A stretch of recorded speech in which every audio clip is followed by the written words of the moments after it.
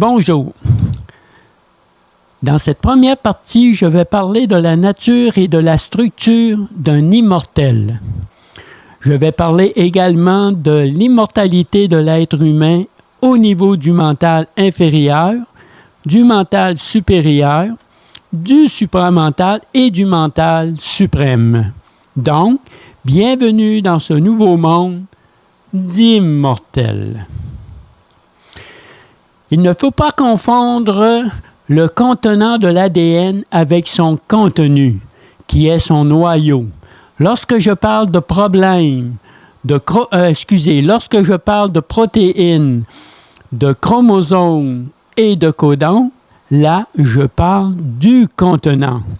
Lorsque je parle du nucléide, donc du noyau de l'ADN, là, je parle du contenu. Lorsque je parle de code et d'encodage, là, je parle du processus de programmation par la manipulation de l'enveloppe de l'ADN, donc du contenant. Lorsque je parle de codex, c'est-à-dire de l'écriture servant à la programmation initiale du nucléide, donc là, je parle du contenu. Que ce soit au niveau physique, c'est-à-dire protéines, chromosomes et codons, ou au niveau métaphysique, c'est-à-dire code et encodage, tout peut être reprogrammé, car faisant partie de l'enveloppe du contenant.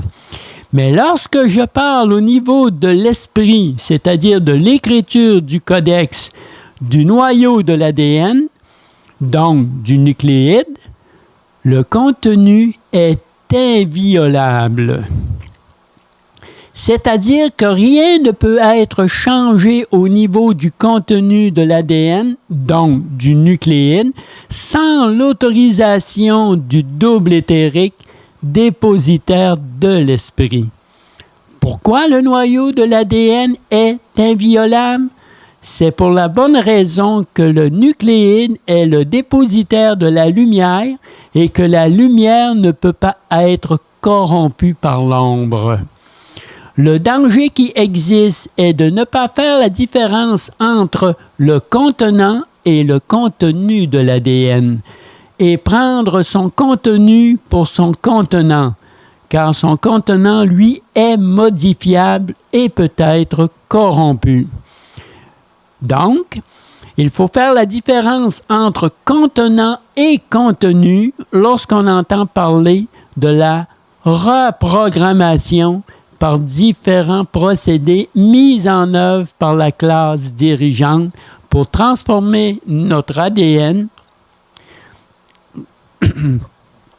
Seul le contenant peut être modifié et non le contenu. En sachant que le contenu est inviolable et peut agir sur le contenant, alors votre ADN peut garder son intégralité et ne peut être transformé par quelque moyen que ce soit. En termes clairs, les vaccins, les chemtrails, les compteurs supposés intelligents produisant des ondes électromagnétiques et toute autre technologie pouvant interférer avec l'intégralité de votre ADN ne peuvent corrompre ni interférer sur le bon fonctionnement de transmission d'informations au noyau de votre ADN, donc du contenu. De surcroît, en sachant cela, le nucléide qui est le réceptacle de l'information en provenance de l'esprit peut réécrire les données originelles dans l'enveloppe de votre ADN qui auront été falsifiées, c'est-à-dire changées par divers procédés ci-haut mentionnés. La clé qu'il faut se souvenir, c'est que le noyau de l'ADN qui est le contenu est inviolable et par le fait même peut réparer son contenant s'il a été endommagé. C'est la première étape vers l'immortalité en rendant notre ADN libre de toute programmation néfaste pouvant survenir de l'intérieur. L'intégralité de l'ADN se répercute dans nos cellules, c'est-à-dire que l'ADN étant le noyau de la cellule, fait en sorte de déclencher le processus de régénération. Il ne faut pas oublier que régénérer signifie réparer ce qui a été endommagé ou reconstruire ce qui a été détruit. Ceci en dit long sur notre pouvoir que nous possédons à l'intérieur de nous et qui nous a été caché depuis le début des temps. On dit souvent que l'essentiel est invisible, c'est-à-dire occulté à nos yeux. En prenant connaissance de ce pouvoir et en apprenant comment s'en servir, la fontaine de jouvence qui est devant nous, sous forme d'une coupe représentant le Graal, est maintenant accessible et prête à nous donner l'élixir de jeunesse tant recherché par les alchimistes. Peu importe le contenant, c'est le contenu qui est important.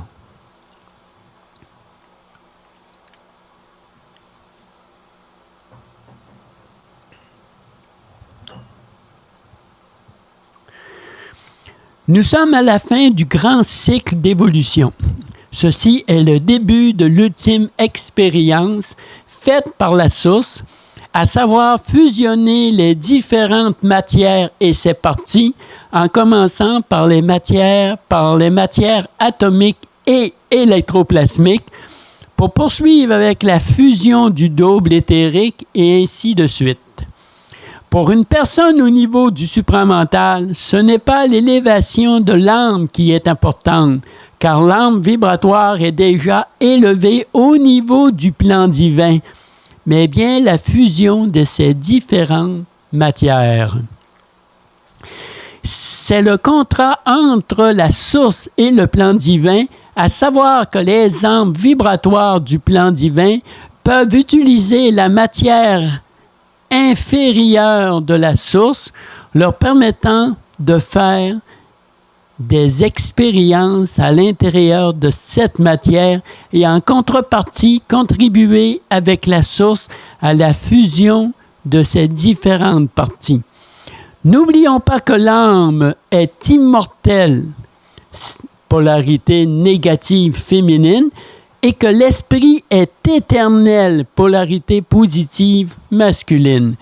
Le je, c'est-à-dire l'entité amique, qui était le contenant de l'âme vibratoire relié à la matrice artificielle, et l'ego, qui est le nouveau contenant de l'âme vibratoire relié à la matrice originelle, permettra à l'âme vibratoire de réaliser enfin cette fusion. La matrice artificielle étant une matrice de perception et la matrice originelle étant une matrice de création, va permettre à l'humain de s'élever au niveau de co-créateur conscient. Maintenant, je vais parler de l'éveil de la conscience. Aujourd'hui, l'humanité est dans sa phase d'éveil de conscience. Elle se pose de plus en plus de questions sur la nature du monde qui l'entoure. Plusieurs réponses se profilent à l'horizon qui répondent en partie à leurs questionnements. Mais malheureusement, il y a des personnes qui ne sortent pas de ce sommeil. Alors pour eux, elles restent endormies et finissent par rester prisonnières d'un sommeil permanent. Plusieurs personnes se réveillent petit à petit à l'illusion où elles sont endormies présentement. Elles commencent à percevoir une réalité qui est tout autre que celle qu'on veut bien leur faire miroiter. En quelque sorte, ces personnes sont pour l'humanité des éveilleurs de conscience. Plusieurs personnes se posent de plus en plus de questions sur les religions, la science et sur les différents dogmes qui les emprisonnent dans une matrice artificielle à caractère psychologique qui n'a aucun fondement de nature logique. Mais malheureusement, il y a des personnes qui sont submergées dans ces dogmes, ne peuvent pas voir la manipulation qui les maintiennent endormis de manière hypnotique dans cette fausse réalité de la matrice artificielle. Mais heureusement, il y a plusieurs personnes qui commencent à voir la lumière au bout du tunnel, qui mène vers la matrice originelle pour sortir enfin de ce coma collectif. La mortalité de l'humain fait partie de cet endormissement comparable à un coma, car l'humain ne reçoit pas l'être immortel qu'il est. Car l'humain ne perçoit pas l'être immortel qu'il est. L'humanité actuelle a oublié que la création originelle est matriarcale, donc féminine, qui a été notre monde et que le premier Adam était de lumière et immortel, d'où en découle notre origine. Il était le gardien de la zone de création où il avait été déposé. C'est la première création relatée dans la Genèse. Après une guerre entre le clan matriarcal et le clan patriarcal, ces derniers l'emportèrent et remanièrent la création originelle selon leurs besoins. Les archontes modifièrent l'Adam originel pour en faire un esclave mortel à leur service, le confinant dans un enclos qu'ils ont nommé le paradis, c'est-à-dire leur paradis. C'est la deuxième création relatée dans la Genèse. Pour résumer notre situation aujourd'hui en tant qu'humains, nous avons été modifiés dans notre ADN afin de servir des faux dieux et placés dans une matrice artificielle à l'apparence de la matrice originelle. Cette matrice artificielle est le miroir de la matrice originelle, constituant notre zone de création planétaire. Mais originellement, nous avons été créés pour être les gardiens de cette zone de création et de surplus de nature immortelle selon le plan originel de la source. Voici le processus utilisé par la source pour transmettre son information aux cellules en rapport avec l'immortalité de ces dernières. Lorsque la source projette son savoir sous forme d'onde, cette onde est captée par la conscience sous forme de vibration. Lorsque la conscience projette ce savoir sous forme d'onde vibratoire, cette onde vibratoire est captée par l'esprit sous forme d'information. Lorsque l'esprit projette cette information sous forme de faisceau de lumière, cette information est captée par l'ego sous forme de données. Lorsque l'ego projette ces données sous forme de faisceau d'énergie, ces données sont captées par le je sous forme de connaissance. Lorsque le je projette cette connaissance sous forme d'onde télépathique, cette connaissance est captée par les synapses sous forme de traitement de données. Lorsque les synapses véhiculent le traitement de données sous forme luminescence, ce traitement de données est assimilé par les neurones sous forme de compréhension. Lorsque le bloc neuronique achemine sa compréhension à l'ADN, cette dernière retransmet l'information comprise aux cellules par l'entremise de l'ARN. Le résultat de ce processus de transmission de l'information devrait se finaliser par l'immortalité de l'humain. Mais il n'en est rien. Il faut alors se poser la question, pourquoi cela ne se traduit pas par un corps physique ou une matière atomique de nature immortelle. C'est tout simplement parce que l'humain ne perçoit pas l'immortalité comme un fait établi, mais comme un système de croyances qui reflète une impossibilité due à notre programmation psychologique. N'oublions pas que nous sommes dans une matrice artificielle qui nous projette une illusion sous forme de réflexion. Donc, l'effet miroir. Je vais parler maintenant de l'immortalité de l'humain. Il faut se souvenir que notre corps est un sas de régénération. Notre corps est un régénérateur de particules atomiques constituant les cellules du corps humain. En sachant que la lumière est le support de l'énergie éthérique, le régénérateur de particules, qui est notre corps, permet à l'énergie éthérique de l'esprit de prendre contact avec le corps physique de la matière. Par la suite, il permet d'atteindre par l'entremise de l'ADN de lumière les cellules constituant les principaux organes et l'ensemble de la structure de silice et carbonique du corps atomique de la matière. Par exemple, nous attrapons un rhume ou une grippe par un virus. Après avoir éliminé ce virus, les séquelles laissées par ce virus aux poumons, aux muscles, à la gorge et le reste, le corps va commencer la régénération des cellules endommagées et le problème, comme un mal de gorge, par exemple, qui résulterait d'une grippe quelconque, va disparaître et ce phénomène est appelé la guérison.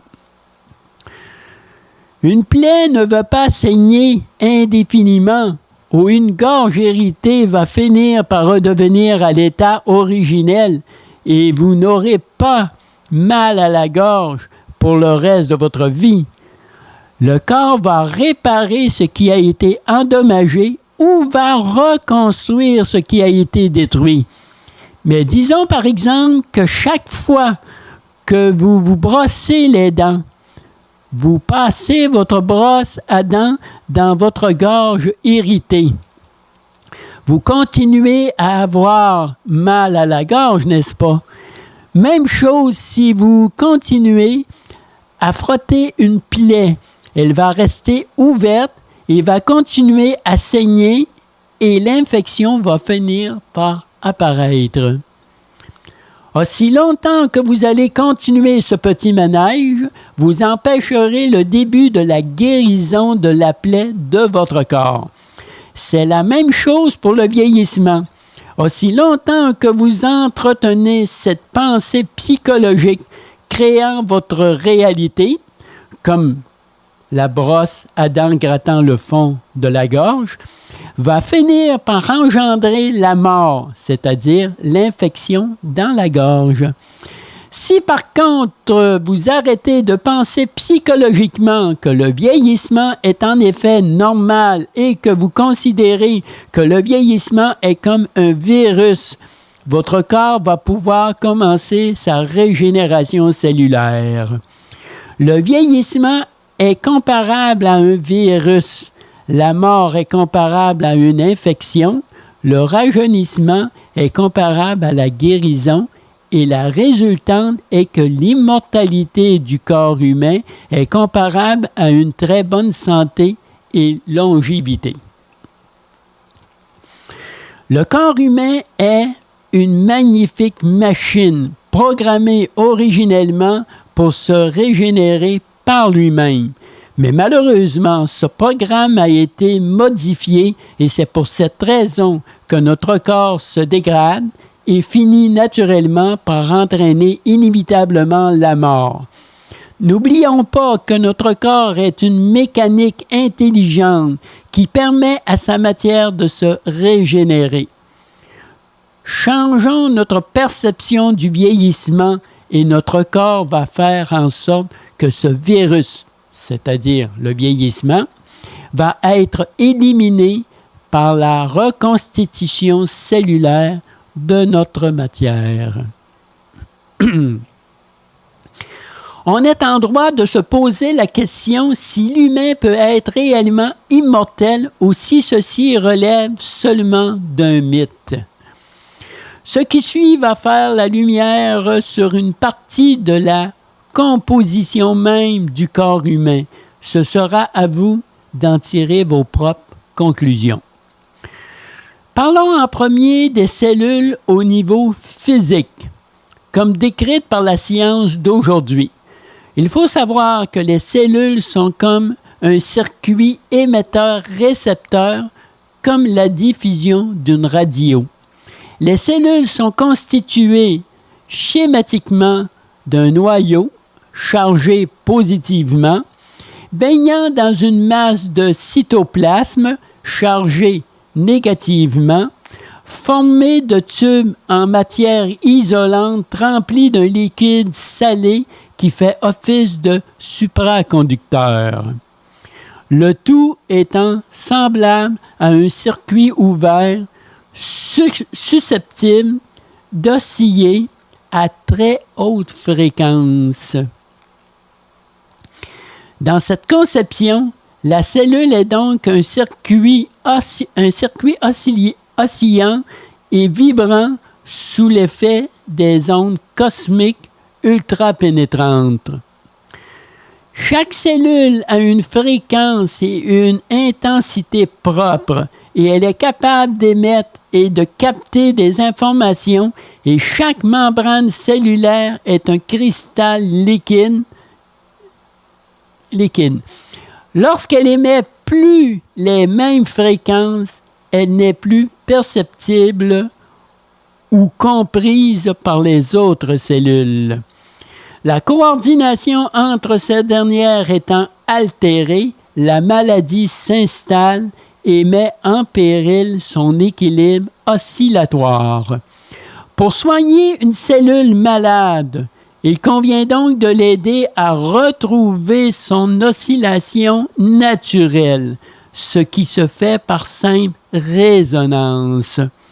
En exposant un organisme au flot d'une multitude de fréquences, les cellules malades vibrent d'elles-mêmes en captant spontanément la fréquence propre à sa nature. Comme un diapason que vous faites vibrer posé sur la caisse d'une guitare va faire vibrer la corde qui a la même fréquence que le diapason.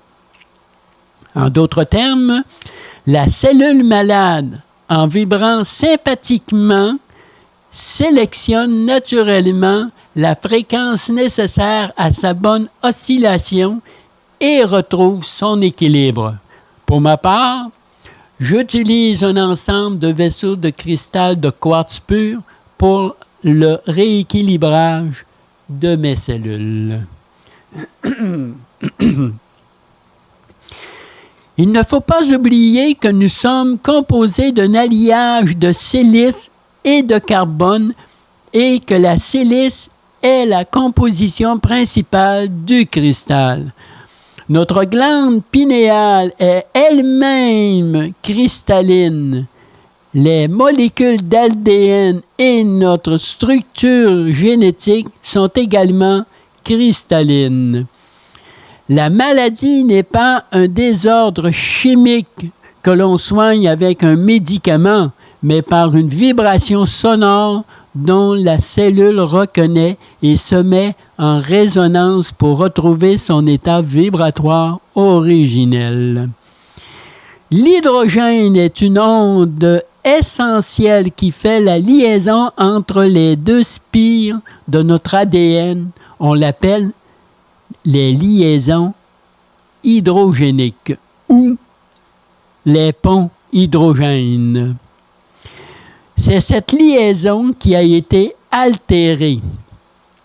sachant que l'hydrogène représente 95% de la matière de l'univers, que l'hydrogène est une composante essentielle de l'eau et que nous sommes faits de 75 à 80% d'eau, on peut se rendre compte du manque d'informations que notre ADN et par le fait même nos cellules sont privées lorsque cette liaison est altérée.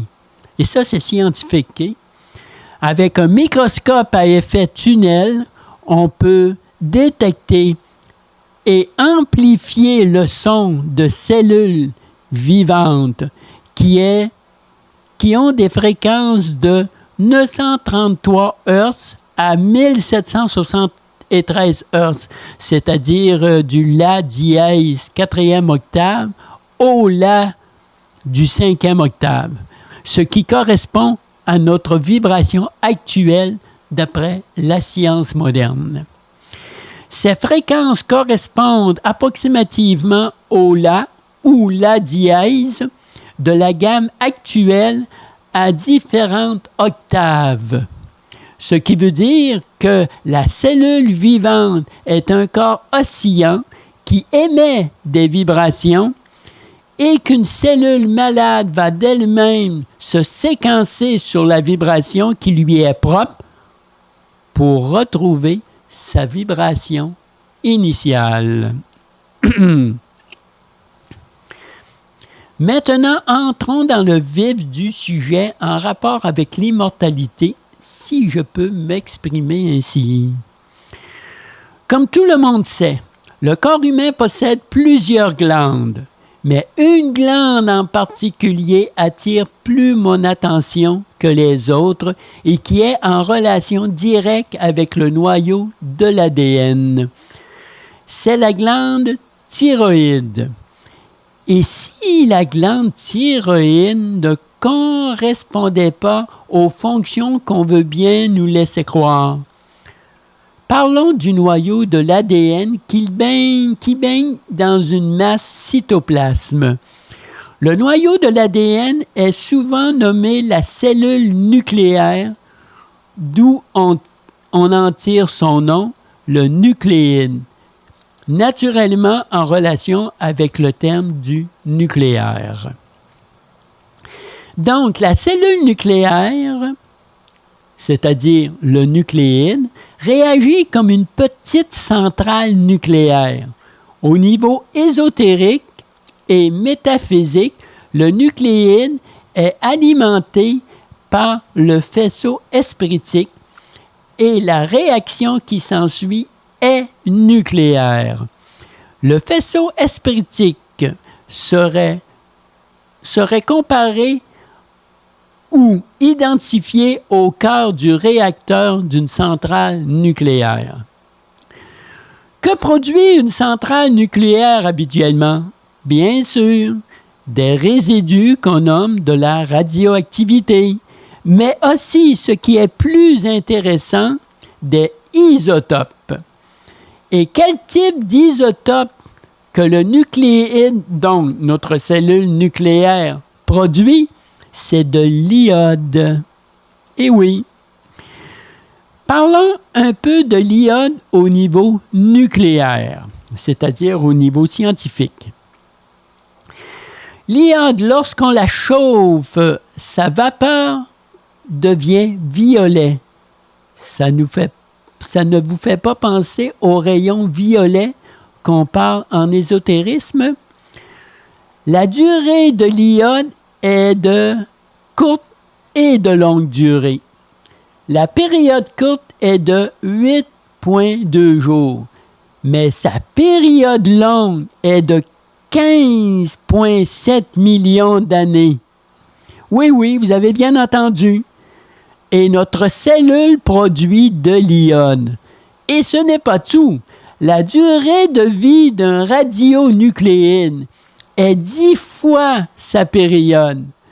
Ce qui veut dire que la période de vie de l'iode a donc une durée de vie de 157 millions d'années avant que l'activité initiale soit considérée comme nul.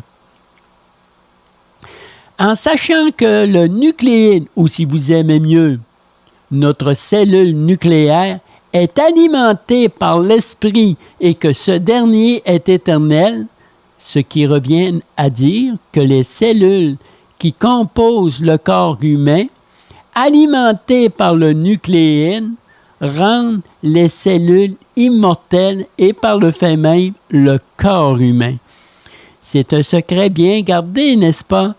Mais que vient faire la glande thyroïde dans tout ça? Eh bien, la glande thyroïde sert de régulateur pour empêcher le nucléide de surchauffer à l'intérieur de la cellule. Comme des pompes faisant circuler de l'eau, servant à refroidir le cœur du réacteur d'une centrale nucléaire, la glande thyroïde joue le même rôle. Lorsque le nucléide surchauffe, la cellule, elle aussi, se réchauffe, ce qui entraîne le réchauffement des autres cellules. Et cela se traduit en langage courant et que nous appelons « on fait de la température ». Si nous ne réagissons pas à ce surchauffe du nucléide, la maladie s'installe. Pourquoi sommes-nous ignorants de notre réelle aptitude à être immortel et à pouvoir se guérir soi-même? Eh bien, c'est parce que nous sommes programmés et endoctrinés à ignorer notre véritable nature, afin de mieux nous manipuler, pour ne pas dire pour mieux nous réduire en esclavage. Une civilisation ignorante est une civilisation docile et manipulable à souhait. Donc, si on veut faire un court résumé, on peut dire que le nucléide, par l'entremise du pouvoir de l'esprit, produit des isotopes d'iode dont la durée de vie se calcule en millions d'années. Cela donnerait à nos cellules une immortalité physique semblable à nos prétendus dieux. Inutile de dire que ce savoir ne ferait pas l'affaire des maîtres du monde. En sachant que l'ADN est le noyau de la cellule, que le nucléide est le noyau de l'ADN, que serait le noyau du nucléide? Eh bien, c'est un minuscule trou noir qui constitue la porte d'entrée de la conscience dans la matière atomique. La conscience utilise ce vortex avec comme support le faisceau espritique pour transmettre l'information à notre ADN. C'est pour cela que tout est mis en œuvre pour que l'humain ne soit pas conscient de ses possibilités qui le rendraient immortel et maître de sa réalité. Changer sa perception, c'est changer également sa réalité. Donc, comment changer sa réalité? Pour changer sa réalité, il faut expliquer premièrement la relation qu'il y a entre chaque partie qui nous compose en relation avec l'immortalité de notre matière atomique. Nous avons deux corps et deux matières bien distinctes. Si je les sépare pour former un ensemble détaché, on obtient un corps astral, un corps physique, électromagnétique, une matière atomique et une matière électroplasmique, subatomique. Chaque corps et chaque matière sont rattachés à un système énergétique propre à chaque élément. Le corps astral est rattaché à l'égrégore astral. Le corps physique est rattaché au corridor éthérique, planétaire. La matière atomique est rattachée au spatio-temporel, c'est-à-dire le monde de la matière, et la matière électroplasmique, c'est-à-dire subatomique, est rattachée au temps spatial, c'est-à-dire le monde de l'antimatière. Le but des corps est de s'imbriquer pour ne former qu'un seul corps. Pour les matières, le but est de fusionner pour ne former qu'une seule matière. Lorsque les corps vont être imbriqués et les matières fusionnées, l'ensemble va être interconnecté et ne former, pour ainsi dire, qu'un seul et unique ensemble rattaché à la source. Le tout doit se faire comme un processus alchimique. Tous ces corps et toutes ces matières sont les représentants de la source dans chacun de leurs systèmes. En quelque sorte, chaque matière évoluant dans leur densité propre possède un corps spécifique de perception.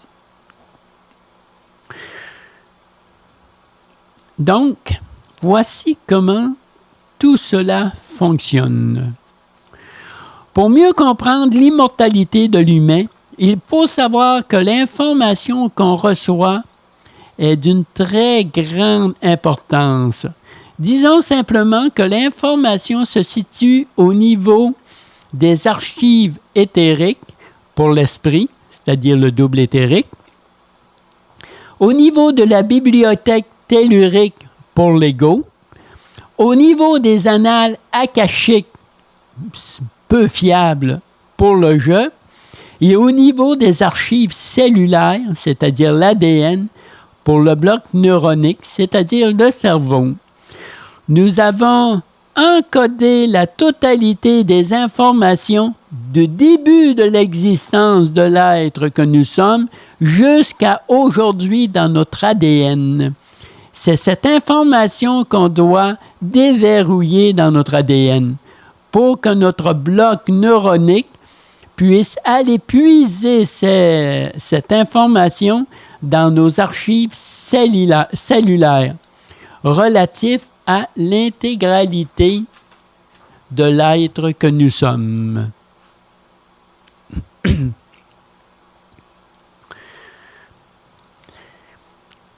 Donc, tout ça afin de savoir qui nous sommes et d'où nous venons pour inclure cette information dans notre réalité. Donc, ça ne suffit pas d'avoir l'information, mais il faut décoder également la compréhension de cette information. Il faut opérer la transmutation dans la matière, dont la résultante est la création d'une nouvelle réalité dans un nouveau monde qui se situerait sur une nouvelle ligne de temps, formant ainsi une nouvelle cosmologie. Peu importe le contenant, qu'il soit onde, vibration, lumière, énergie ou matière, le contenu est toujours le même, c'est-à-dire l'information. Il ne faut pas oublier que la matière n'est que le résultat de l'information qui s'est densifiée. La conscience présentement se projette dans la matière de troisième densité, mais reste en relation avec ces autres matières, qu'elles soient quatrième ou cinquième densité.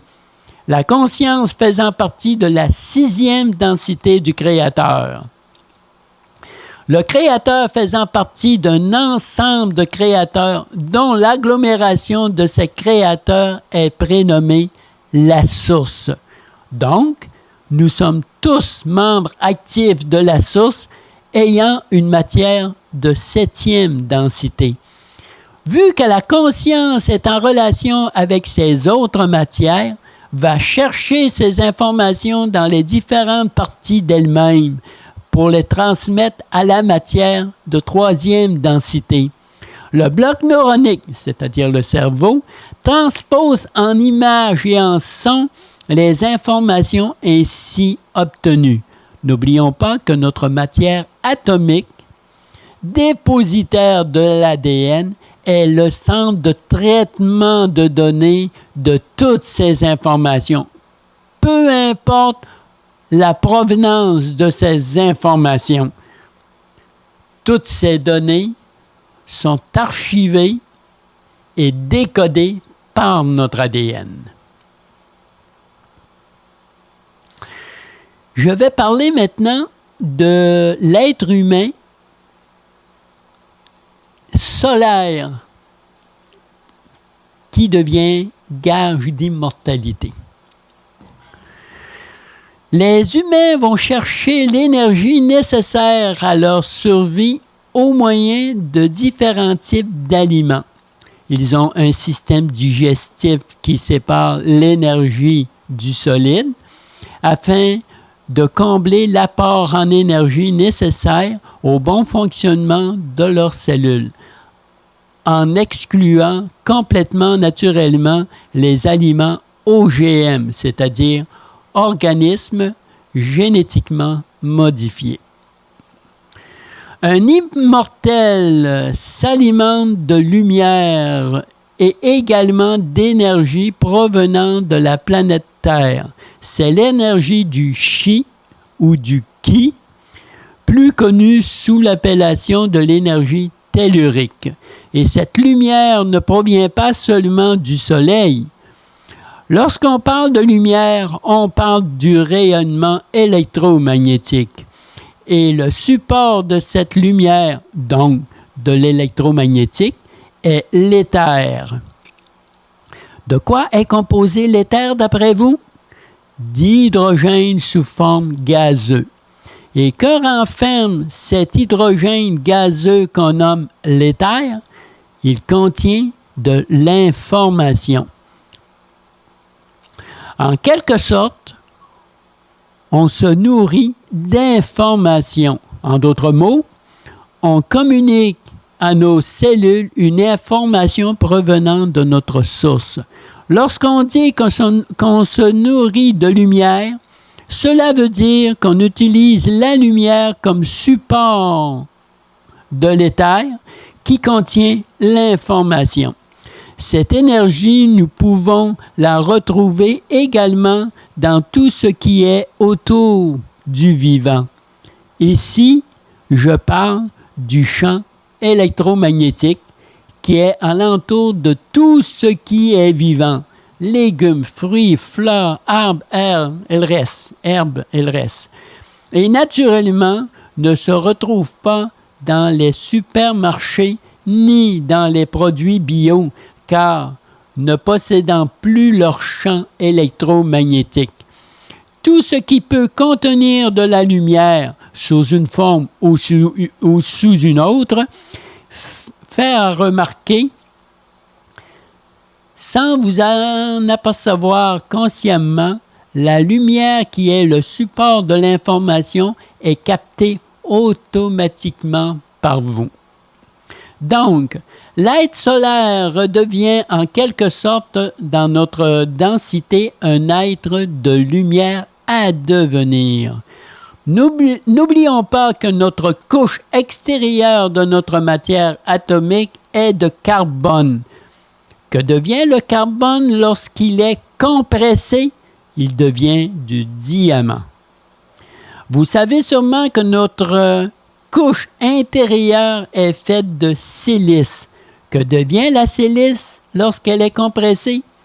Elle devient du cristal. Nous sommes un alliage de silice et de carbone. En quelque sorte, notre peau, c'est-à-dire l'épiderme, est constituée d'une paroi extérieure de carbone et d'une paroi intérieure de silice. Qui dit carbone dit diamant à devenir et qui dit silice dit cristal à devenir.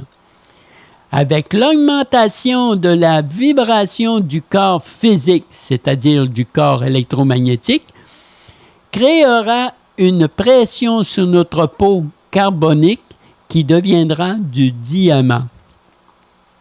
La même chose se produira avec la paroi intérieure de silice qui deviendra du cristal. Cette étape, à cette étape, nous serons des êtres avec une matière de cristal diamanté. Lorsque nous serons des êtres diamantés et cristallisés, l'esprit pourra intégrer la matière atomique sans avoir peur de la consumer, et par le fait même, nous deviendrons des êtres de lumière éternelle. L'humain est plus ou moins un capteur d'énergie solaire.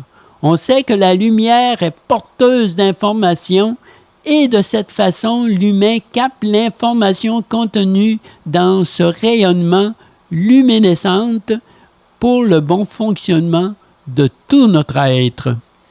Notre matière atomique est la couche extérieure, si je peux m'exprimer ainsi, qui reçoit l'information contenue dans un rayonnement électromagnétique sous forme de lumière.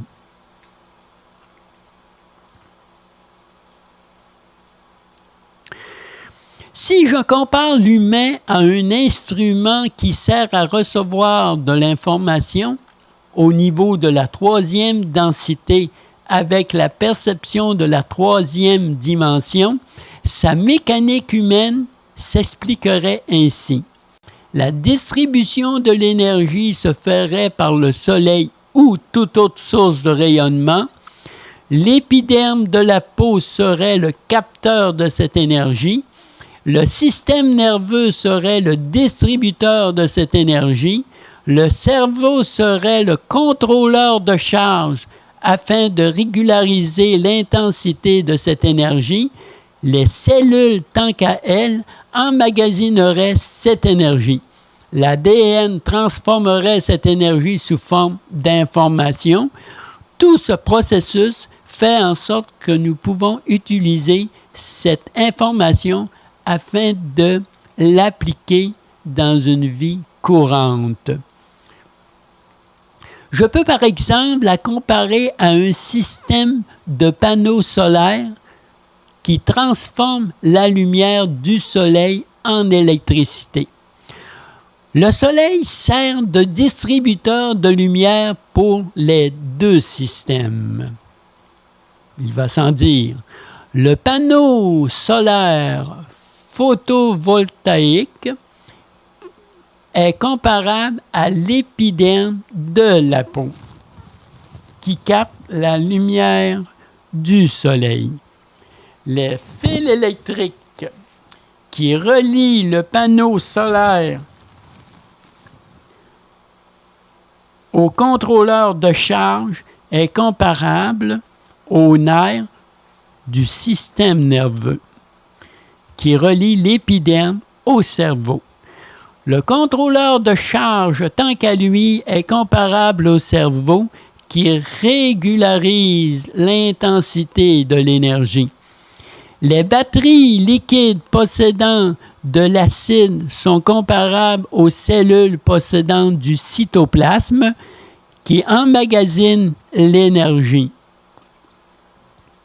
L'ondulateur qui transforme le courant 12 volts en courant de 110 volts est comparable à l'ADN qui transforme l'énergie en information, comme le système solaire qui permet de transformer la lumière du soleil en électricité. L'être humain à caractère solaire permet d'extraire de la lumière du soleil l'information nécessaire afin d'avoir la compréhension de cette information pour l'appliquer à ces cellules afin de devenir immortel.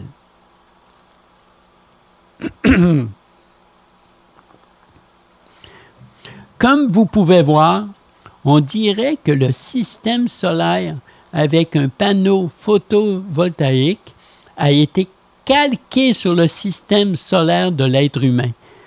Cela veut dire que l'être humain a le pouvoir de transformer la lumière du soleil en énergie et par la suite de s'en servir comme nourriture. L'être que nous sommes est vraiment solaire et a la capacité d'extraire l'information de la lumière, peu importe sous quelle forme elle se présente, solide, liquide, brumeux, gazeux ou luminescente. Maintenant, je vais parler de l'immortalité au niveau du bloc mental, c'est-à-dire au niveau du mental inférieur, l'intellect, du mental supérieur, du supramental et du mental suprême. L'immortalité au niveau du mental inférieur. Au niveau du mental inférieur, le processus de vieillissement est produit par la glande pituitaire, qui produit une hormone de vieillissement conduisant à la mort, se traduisant généralement par un changement physique lorsque vous vieillissez. Ceci affecte la capacité de vos cellules à utiliser des hormones bénéfiques telles que l'hormone de croissance. Par conséquent, vos cellules et vos organes se détériorent progressivement et finissent par mourir. En d'autres termes, le processus de vieillissement laisse des séquelles conduisant à la mort. La technique serait de vous percevoir comme étant toujours jeune et que vos cellules produisent et prospèrent comme quand vous étiez très jeune. Donc, il ne faut pas dire le jour qui m'a vu naître, mais bien le jour me permet de voir l'être que je suis. Donc, à chaque jour, c'est un début et non pas une continuité. Cette perception nous permet de nous aider à bloquer le processus de vieillissement. Maintenant, l'immortalité au niveau du mental supérieur. Au niveau du mental supérieur, premièrement, je dois parler de la relation qu'il y a entre la matière atomique et le corps physique électromagnétique. Les deux sont intimement liés. C'est le corps physique qui produit le champ électromagnétique récupéré par le cœur de la matière atomique. Sans corps physique possédant son champ électromagnétique, la matière atomique ne peut pas exister. Sans matière atomique, le corps physique ne peut pas lui aussi exister. C'est pourquoi que je dis que les deux sont intimement liés et inséparables. Un fait partie de la troisième densité, matière atomique, et l'autre fait partie de la troisième dimension, corps physique électromagnétique. Les deux constituant le déplacement et la perception dans notre réalité présente. Pour enclencher le processus de l'immortalité de la matière atomique, nous devons obtenir la masse critique des marqueurs énergétiques. Lorsque le je réalise que sa perception de la réalité change sa psychologie, un nombre de marqueurs va atteindre la masse critique. L'ego faisant partie du mental supérieur va ouvrir le code source de l'ADN, mais ne peut rien y changer. C'est l'esprit dépositaire du codex qui va écrire les nouvelles données qui vont changer les paramètres du code source. L'ego, par la suite, va refermer le code source de l'ADN. À ce stade, le je va réaliser qu'il a de nouvelles possibilités pour interagir avec sa réalité et va acheminer ces nouvelles facultés au bloc neuronique pour l'application dans la matière de ces nouvelles facultés faisant partie de sa réalité comme une seconde nature. Maintenant, l'immortalité au niveau du supramental. Au niveau du supramental, il faut distinguer la différence entre faisceau et rayon. C'est le faisceau qui va produire un rayon. Pour ce qui est du faisceau produit par l'esprit, plus vous avez la compréhension de l'information qui est véhiculée par le faisceau, plus ce dernier augmente en puissance. L'augmentation en puissance se traduit par un rayonnement plus étendu du rayon. Donc, plus le faisceau espiritique est puissant, plus son rayonnement est étendu. Comme vous savez, c'est l'esprit qui détient la possibilité d'écrire le codex dans l'ADN humain. L'esprit, par l'entremise de la perception de l'humain, va intégrer un code dans le bloc photon de l'ADN de lumière situé dans les hélices de l'ADN biologique. L'ADN de lumière en rapport avec l'ADN biologique, c'est-à-dire le nucléide, va insérer un marqueur dans l'ADN nucléaire, c'est-à-dire biologique. Après un nombre suffisant de codes et de marqueurs, ce dernier va engendrer un encodage au niveau de l'énergie de l'ADN afin d'atteindre une masse critique pour une écriture dans l'ADN de lumière. Ce codex réalisé par l'esprit va permettre un changement des paramètres du code source de l'ADN de lumière. Par l'entremise de l'ADN nucléaire, va imprégner ces nouveaux paramètres dans le code source dans l'ADN biologique. À partir de cet instant, disons comme exemple qu'il s'agit de l'immortalité de notre matière atomique. Cette nouvelle perception va faire partie intégrante de notre réalité. Maintenant, l'immortalité au niveau du mental suprême. Au niveau du mental suprême, la conscience utilise le faisceau espritique comme passage ou corridor pour se projeter dans la matière atomique. Ce qui veut dire que la conscience peut se projeter dans ces différentes matières qu'elle traverse et par le fait même, étant hors temps et espace, peut être multilocalisée pour chercher l'information afin d'instruire l'être humain sur sa nature profonde. Si vous saviez de quoi est composé réellement le temps, eh bien, vous pourriez agir sur le temps, ce qui ne ferait pas l'affaire naturellement des maîtres de ce monde qui en perdraient tout leur pouvoir. Le temps se compose uniquement de mémoire.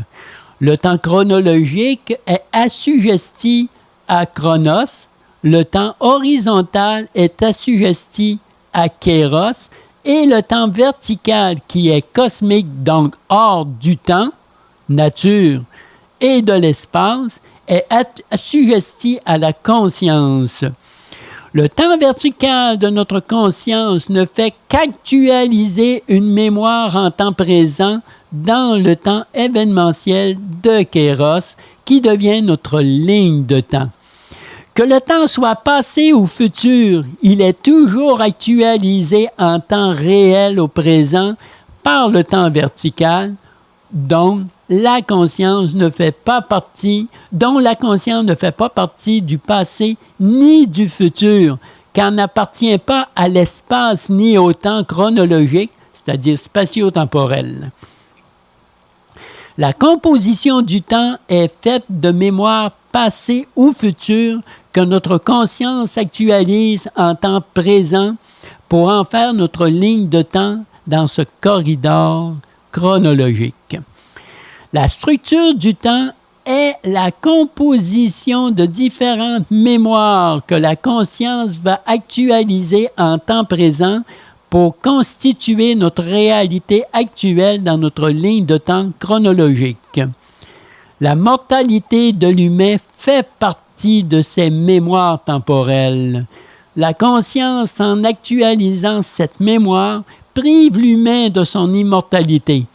Lorsque l'humain réalise que cette mémoire fait partie d'une programmation, il peut alors changer cette programmation pour devenir immortel dans sa matière, car n'étant plus assujetti au temps linéaire, donc au temps chronologique.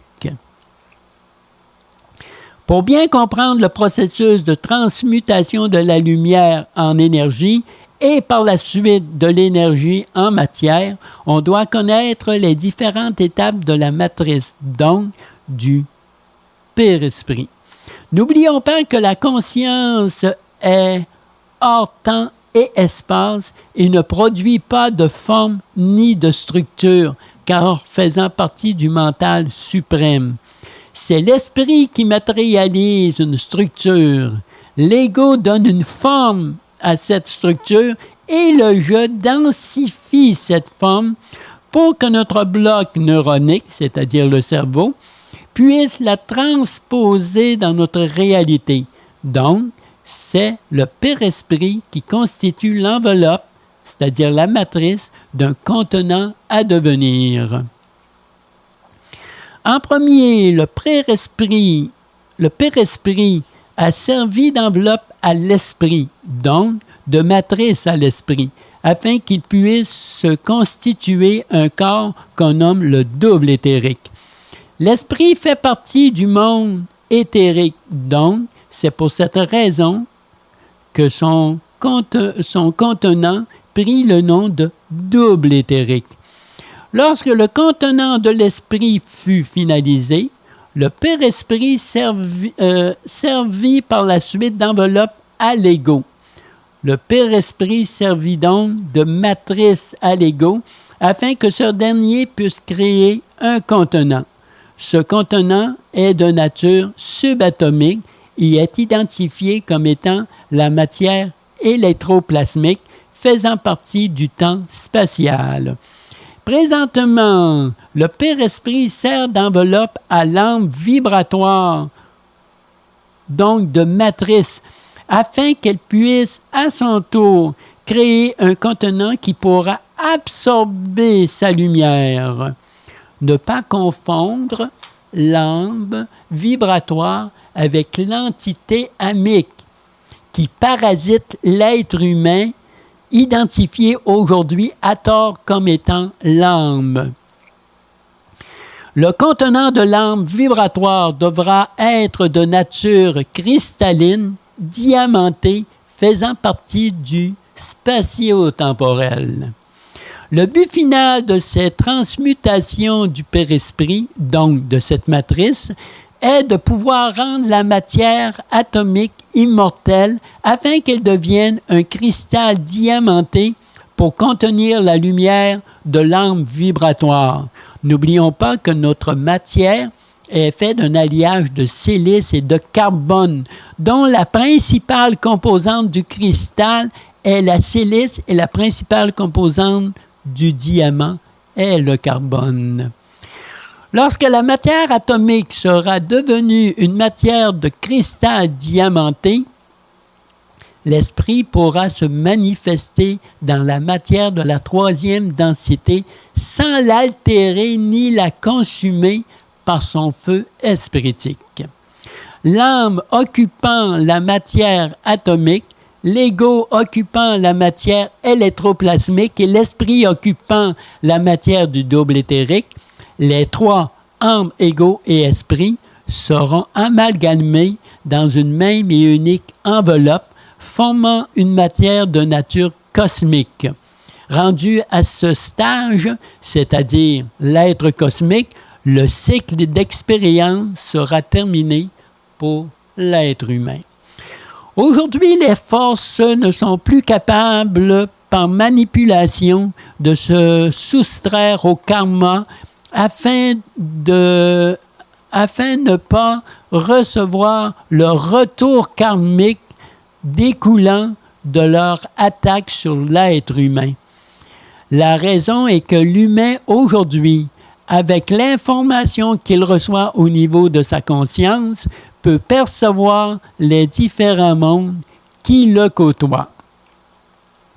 L'intention qui dirige notre conscience afin d'obtenir le pouvoir de l'esprit sur la matière nous permet de réaliser ce que les autres considèrent comme de la magie, ou pire encore, comme un miracle de nature religieuse, en attribuant à une autre force la puissance qui se transmute en pouvoir que nous possédons à l'intérieur de nous.